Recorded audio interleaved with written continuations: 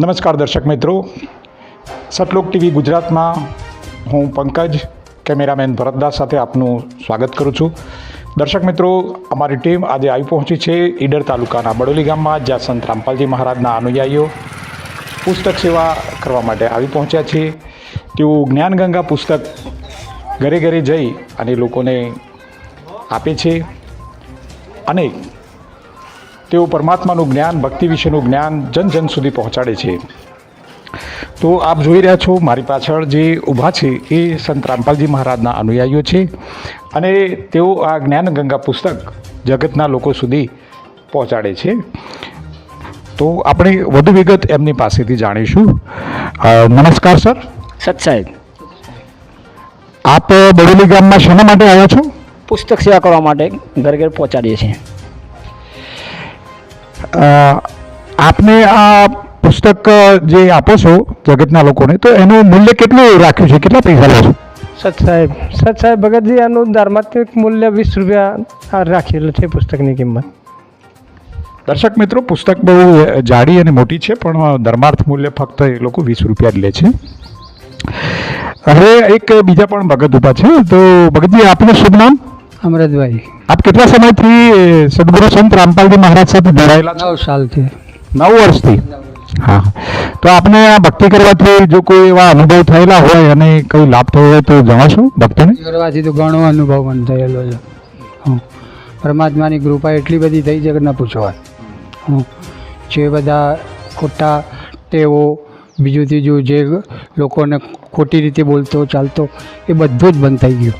વિવાહ કરાવે છે રામપાલજી મહારાજ, પછી રક્તદાન શિબિર, પછી દેહદાન શિબિર, પછી લગ્ન પ્રસંગના કુલ દહેજ મુક્ત, એ બધા ભગવાન વિવાહ પરમાત્માની દયાથી બધું ફ્રીમાં બધું થાય છે. દર્શક મિત્રો, ભગતનું એવું કહેવું થાય છે કે જે લગ્નનો ખર્ચો છે એ પણ સંત રામપાલજી મહારાજ તરફથી આપવામાં આવે છે અને દહેજ મુક્ત વિવાહ કરાવવામાં આવતો હોય છે. અહીંયા આશ્રમની અંદર કોઈ એવો નાત જાતનો કોઈ ભેદભાવ રાખવામાં આવે છે? ના, અહીંયા સત સાહેબ ભગતજી, અહીંયા જીવ હમારી જાતિ है, માનવ ધર્મ હમારા, હિન્દુ મુસ્લિમ શીખ ઈસાઈ ધર્મ નહીં કોઈ ન્યારા, એ રીતના નારાથી એ પરમાત્મા સબ જીવાત્માને એક જ સમજી અને ભક્તિ માર્ગની સાચું જ્ઞાન આપી અને પ્રેરણા કરે છે. કોઈ નેતા અભિનેતા આવ્યો હોય સત્સંગ સાંભળવા, તો એમના માટે કોઈ અલગથી વ્યવસ્થા હોય છે? સત સાહેબ પ્રભુ ના, કોઈ નેતા હોય કે ઊંચ હોય નીચ હોય ગમે તે, પણ એક જ લાઈનમાં નામદાન લેવા જાય છે અને એક જ ભંડારે ભોજન ગ્રહણ કરે છે. જોઈ દર્શક મિત્રો, સંત રામપાલજી મહારાજના અનુયાયીઓએ આપણને જણાવ્યું કે સંત રામપાલજી મહારાજના આશ્રમમાં કોઈ નાત જાતના ભેદભાવ નથી હોતા, કોઈ ઊંચ નીચના ભેદભાવ નથી હોતા. સામાજિક સુધારણાના લોકસેવાના કાર્યો પણ થાય છે, જેમ કે દહેજ મુક્ત વિવાહ છે, રક્તદાન શિબિર છે. આવા અનેક કાર્યો સંત રામપાલજી મહારાજ દ્વારા કરવામાં આવી રહ્યા છે.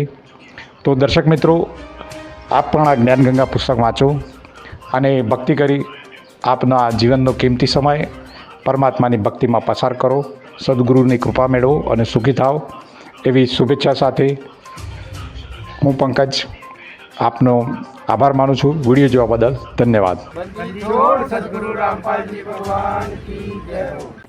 सतलोक टीवी गुजरात फेसबुक पेज को लाइक और फॉलो करना न भूलें.